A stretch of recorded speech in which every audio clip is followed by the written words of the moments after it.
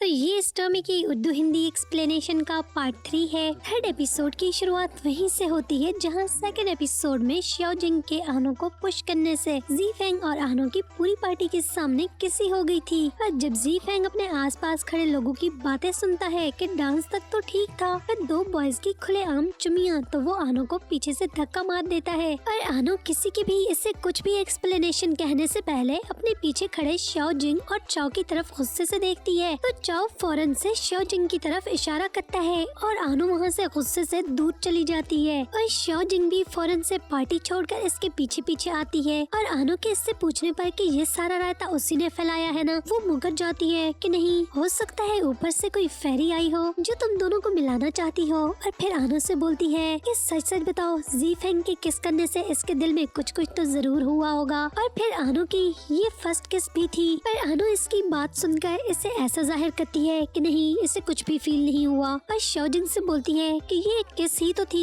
इसमें ऐसी भी क्या बड़ी बात है। और शियाओ जिंग इसे मनवाने के लिए हर कोशिश कर रही थी कि देखो, बेशक तुम्हारा लड़की वाला दिल मर भी चुका हो, पर अगर कोई मर्द किसी को किस कर ले तो समझो कि तुम्हारी फीलिंग्स फिर से जाग उठेंगी। और आनो फौरन से उसे इसके लड़की बोलने पर पीछे मुड़कर देखती है कि कहीं कुछ सुन तो नहीं रहा है। और शियाओ जिंग को बिल्कुल भी विश्वास नहीं हो रहा था। वो उसे बोलती है कि पक्का तुम मुझसे लिखवा लो, जी फेंग के किस करने पर और उसके तुम्हारे करीब आने पर तुम्हारे हार्ट में टिकलिंग तो जरूर हुई होगी, तुम मुझसे झूठ बोल रही हो। तो आनो फौरन से इसके लिप्स पर किस करके बोलती है कि अब मुझे बताओ, तुम्हें कुछ फील हुआ है। और शियाओ जिंग जो कि अभी शॉक में खड़ी थी और उससे कहती है कि बस ये एक आम सी किस थी और तुम्हें ऐसे यहाँ से वहाँ लंबी लंबी मिलाने की बिल्कुल भी जरूरत नहीं है। आनो पार्टी से लौटने के बाद अपने घर के सामने स्विंग पर अकेली बैठी जी फेंग से किस के बारे में सोच रही थी कि तभी टेक्स्ट करके वो इसके पीछे अपने खड़े होने का बताता है। और आनो जब अपने आसपास उसे ढूंढने के लिए देख रही होती है तो वो भी इसके पास आकर इसके साथ स्विंग पर बैठते हुए पूरी पार्टी के सामने इसे पुश करने पर अपोलोजाइज करता है। आनो इससे बोलती है कि इससे सिर्फ मिस फेंग को गुड बाय ना कह पाने का अफसोस है। तो जी फेंग इसे ये बोलते हुए कि फिक्र मत करो, मॉम तुमसे नाराज नहीं है। और जी फेंग इसके हाथ से इसके पीती हुई ड्रिंक लेकर खुद मजे ले लेकर पीने लगता है। और आनो चुप्पी से देखती रहती है कि वो वहीं से उस ड्रिंक को पी रहा था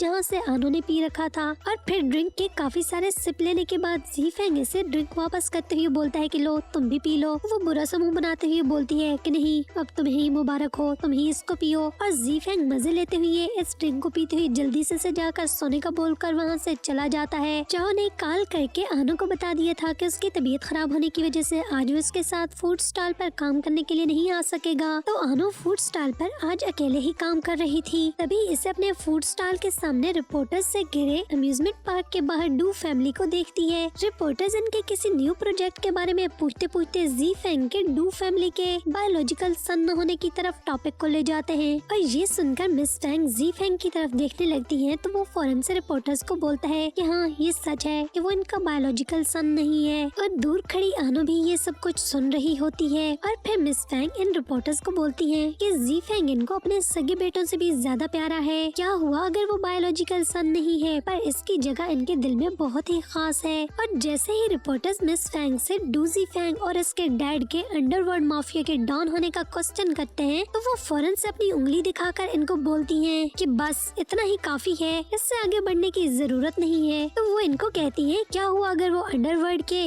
डॉन हैं और बाकी सभी काली भेड़ों से वो 1000 गुना बेहतर हैं। कि तुम लोग जरा ये भी सर्च करके आते कि डूजी फेंग हर साल चैरिटी कितनी देता है। रिपोर्टर्स जो कि अपने क्वेश्चन से मिस फेंग को तंग करने में बाज नहीं आ रहे थे। रिपोर्टर्स जो कि अभी और भी कीड़े निकालते हुए मिस फेंग से क्वेश्चन करने लगते हैं तो जी फेंग ज्यादा टर करते रिपोर्टर को पकड़कर बोलता है कि मुझे पसंद नहीं है कि कोई मेरी फैमिली को मेरी वजह से मुश्किल में डाले। अगली बार जो भी क्वेश्चन करने हो सिर्फ मुझसे आकर करना। और इसके करीब जाकर इसके कान में बोलता है कि जरूर तुझे भी अपनी फैमिली बहुत प्यारी होगी। और वो रिपोर्टर जो बहुत ही शाना लग रहा था जी फेंग की बात सुनकर फौरन से ठंडा होता है और जस्ट लाइक कि भाई मुखियों के छत्ते में हाथ डालने का नहीं है और सभी रिपोर्टर्स को पीछे हटने का बोलता है। और फिर जीफेंग अपनी मोम और जीहान को अंदर ऑफिस में ले जाते हुए बाहर खड़े आनो को भी इशारों से उसकी खैरियत मालूम करते हुए जाता है। शाओजिंग जिस शिप पर एयर होस्टेस थी, इसको वहाँ पर बेस्ट एम्प्लॉय का अवार्ड मिला था, तो वो इस सेलिब्रेशन पर अपनी बेस्ट फ्रेंड और कजन आनो को भी साथ ले आई थी। इन दोनों के फोटोज कलेक्ट करते हुए डू फैमिली भी वहाँ पर टपक पड़ती है। वो यहाँ पर हर साल की तरह ट्रिप पर आए थे। हेलो हाय हो जाने के बाद जीहान जीफेंग से आनो के साथ बाकी ट्रिप के डेज को सेलिब्रेट करने को बोलती है और शाओजिंग जो कि जीफेंग को देखकर बहुत ही उतावली हो जाती है, फौरन जबरदस्ती से आनो से डू फैमिली के साथ चलने को बोलती है। और आनो बेचारी मरती क्या ना करती, इस सिचुएशन में इसके पीछे पीछे चलने लगती है। और फिर शाओजिंग आगे जाकर इनका इतना बड़ा लग्जरी रूम देखकर तो और भी उतावली हो जाती है और बस इतने बड़े रूम को देख देख कर ठंडी आहें भरने लगती है कि वाह, दौलत भी कितनी खूबसूरत चीज है, काश मेरे पास भी इतनी मनी होती तो मैं भी ऐसे ही स्पेंड कर पाती। जीफेंग इनकी सिचुएशन देखकर आनो के पास आकर इसके रूम का कार्ड खुद लेकर और इसे अपने रूम का कार्ड पकड़ाकर दोनों कार्ड्स एक्सचेंज कर लेता है और आनो को बोलता है कि अपनी गर्लफ्रेंड को घुमाने लाए हो तो इसे खूब एंजॉय करवाओ। आनो तो इस कार्ड को फौरन से वापस करना चाहती थी, पर शाओजिंग इसे अपने पास रख लेती है और सचमुच में जीफेंग के सामने आनो की गर्लफ्रेंड होने का ढोंग करने लगती है। और जीफेंग इनसे ये कह करके उनका सामान यहाँ पर शिफ्ट करवाता है, वहाँ से चला जाता है। जीहान को ये आइडिया बिल्कुल भी पसंद नहीं आया था, क्योंकि ऐसे तो आनो और शाओजिंग बहुत करीब आ जाएंगे और इसका प्लान फेल हो जाता। तो चालाक जीहान फौरन से शाओजिंग के पास जाकर इससे अपने साथ स्पा के लिए चलने को बोलती है और आनो से पूछती है कि क्या मैं 1 घंटे के लिए तेरी गर्लफ्रेंड को उधार पर ले जाऊं। और आनो भला उसे कैसे इनकार कर सकती थी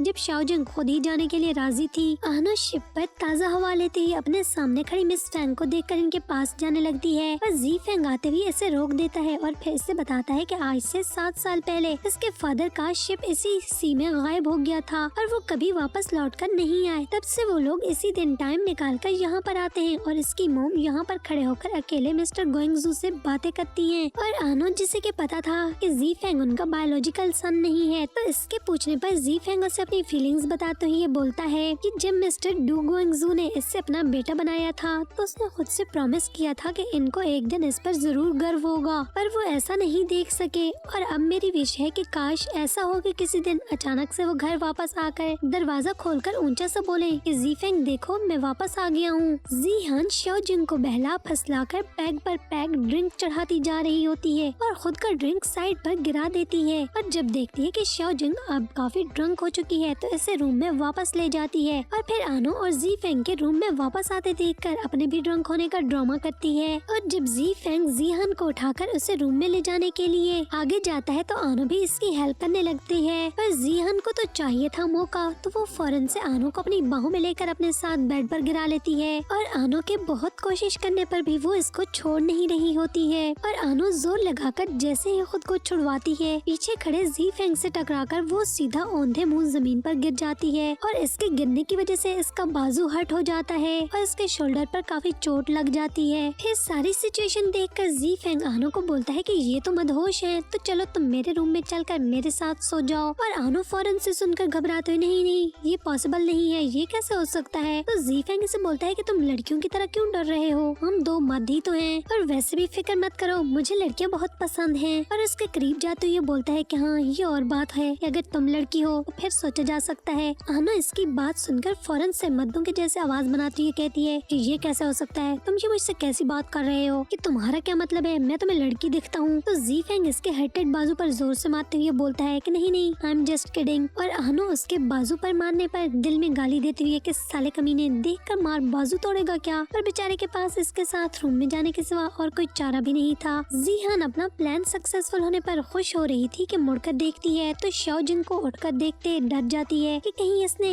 इसकी सारी बकवास सुन तो नहीं ली है, इसे सब पता तो नहीं लग गया कि मैं ड्रामा कर रही थी। पर जैसे ही वो उसके पास जाकर देखती है तो वो तो नशे में बकवास की जा रही थी और इसी बकवास में जीहान को वो मिल जाता है जिसके लिए उसने सोचा ही नहीं था। शाओजिंग नशे में उगल रही थी कि वो और आनो सिर्फ कजन है और इनके बीच कोई रिलेशनशिप नहीं चल रहा है। पर जीहान की तो मानो लॉटरी लग गई थी, फौरन से अपना सेल निकालकर शाओजिंग के बकवास को रिकॉर्ड करने लगती है। चंग यंग जब कॉफी बना रहा होता है तो उसके पास एक गर्ल आती है और वो भी काफी लवर होती है इसी की तरह, तो उसके साथ बैठकर काफी देर तक कॉफी के बारे में बातें करती रहती है। पर चंग यो तो उसको एक भी रिप्लाई नहीं करता है। जब वो लड़की देखती है कि इस तरह से तो उसकी दाल नहीं गलने वाली है, तो फौरन से चंग यो को इमोशनल ब्लैकमेल करते हुए बोलती है कि उसे पता है, उसके डॉक्टर ने उसे बताया है कि ये उसकी लास्ट वेकेशन है। और चंग यो बेचारा जब ये सुनता है कि उसकी तो ऊपर की टिकट कट चुकी है, तो बेचारा इमोशनल हो जाता है। पर वो गर्ल भी काफी चालाक थी, उसको इमोशनल फूल बनाकर फौरन से उसके बनाया गया कॉफी का कप उठाकर गड़प से पी जाती है। और चंग योंग अपने सर पर जोर से हाथ मारते हुए इमोशनल फूल बना रही थी। और फिर फौरन से उस गर्ल के पास से उठकर जाते हुए से बोलता है कि मुझे खुशी हुई कि तुम कॉफी के बारे में जानती थी, तो मेरी कॉफी वेस्ट नहीं गई। आनो जीफेंग के साथ एक ही रूम में रहने पर नर्वस हो रही थी कि इसे अकेले सोने की आदत है। जीफेंग के हाथ में पकड़े बैग को देखकर पूछने पर कि इसमें क्या है, जीफेंग इसको अपने कपड़े उतारने को बोलता है। और आनो हैरानगी से कॉलर ऊपर करते हुए कि क्या मतलब है, मैं कपड़े क्यों उतारूं। और जीफेंग इसे ऑकवर्ड फील करते देखकर इसके पास आकर बोलता है कि तुम्हें शर्माने की जरूरत नहीं है, हम यहाँ पर सिर्फ मर्द ही हैं। और आनो इससे बोलती है कि इसलिए तो मैं ऑकवर्ड फील कर रही हूँ कि अगर किसी ने हमें ऐसे देख लिया तो कहीं कुछ गलत ना समझ ले। और जीफेंग इसकी ये लॉजिक देखकर अपना सर झटक कर बोलता है, अच्छा तो ऐसा है। और फिर जानबूझकर इसे डराते हुए इसके क्लोज होने लगता है और इसे कहता है कि हमारे अलावा यहाँ और कोई है नहीं, तो कोई गलत कैसे समझेगा। और आनो अपना सांस रोकते हुए बोलती है कि आई डोंट नो। और अपने हाथ में पकड़ा हुआ टूथ ब्रश फौरन से इसकी चेस्ट पर लगाकर इसे दूर करने की कोशिश करती है और अपनी सांस रोककर इससे बोलती है, तुमने अभी थोड़ी देर पहले तो कहा था कि तुम्हें लड़कियां पसंद है, तो फिर तुम मेरे इतने क्लोज क्यों खड़े हो।